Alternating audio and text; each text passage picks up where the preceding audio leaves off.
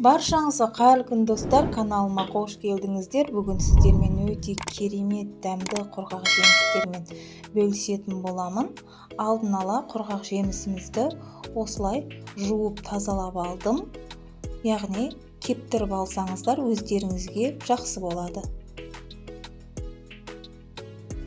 Осылайша 800 граммдық банкімізге құрғақ жемісімізді салатын боламыз.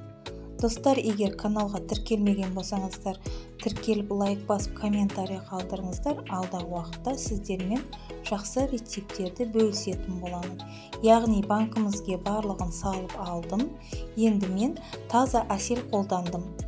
Яғни таза әсел қолдансаңыздар, өздеріңізге жақсы, отбасыларыңызға жасап беріңіздер. Өте керемет дәмді болады, яғни денсаулықтарыңызға пайдалы.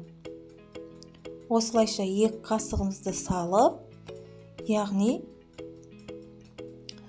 араластырмасаңыздар да болады. Банкінің түбіне өзі әсел ағып түсетін болады. Осылайша біздің құрғақ жемісіміз дайын болды.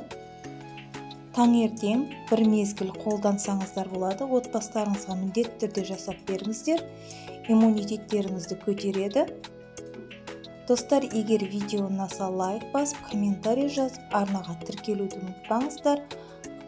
Менің каналымның дамуына өз үлесіңізді қоса кетіңіз. Видеоның соңына дейін қарағаныңыз үшін рахмет. Келесі видеода көріскенше.